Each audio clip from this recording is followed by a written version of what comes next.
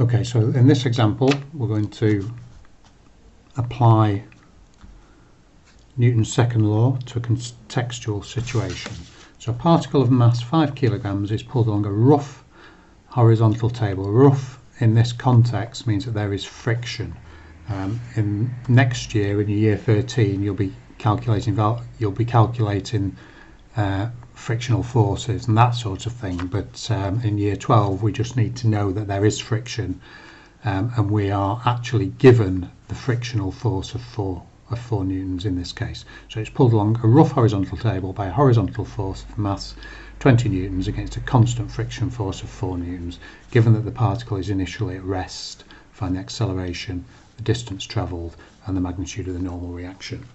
Okay, so let's first of all get our sketch right, and it's really important in mechanics that the sketches are complete. So I have a force of 20 newtons pulling horizontally along the rough table. I have a constant frictional force. Now friction will always oppose motion, so it's going to be in the opposite direction of the motion. I have 5 kilogram particle, so the weight of that, so that is the force acting downwards on that particle, is 5 times g. We also have a force acting up on the particle from the table, and we'll call that r.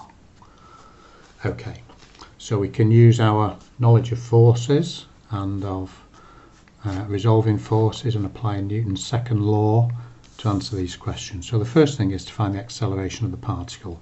So I think by common sense we can see that the particle is going to be accelerating in this direction. So I'm going to resolve in that direction, and I'm going to apply Newton's second law.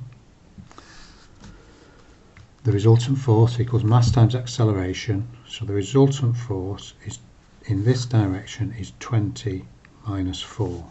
These two forces, the r and the 5g, are perpendicular to the horizontal, the vertical, so they have no effect when we are resolving in this direction. So that is all we have. 20 minus 4 equals mass, which is 5, times acceleration. So A is equal to 16 over 5, which equals 3.2 meters per second squared.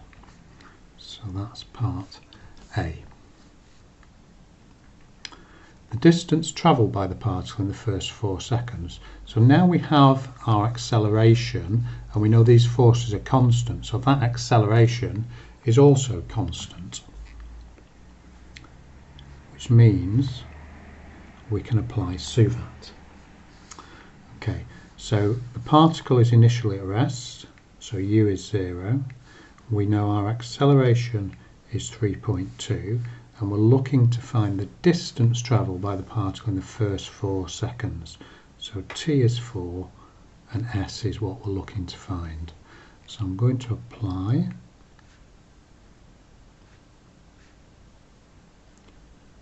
this SUVAT equation to find s. So if I substitute in my values, I've got 0 times t, u is 0 times 4, so that's going to be 0 times a half times 3.2 times 4 squared.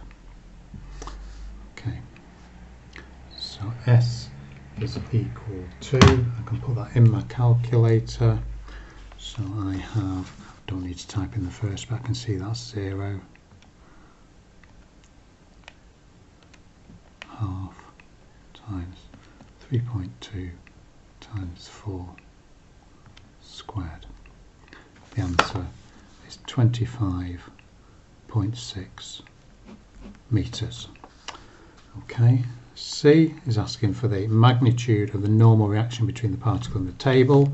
So this value here, so what we need to do in that case is just resolve vertically. If we resolve vertically, these two forces are perpendicular to the vertical, so have no effect. So we also know that the acceleration is 0 in the vertical direction because the acceleration is only horizontal, so it's not moving vertically, so it's in equilibrium. So we know that r minus 5g equals 0, or r equals 5g if you prefer. So r equals 5 times 9.8, which equals 49 newtons.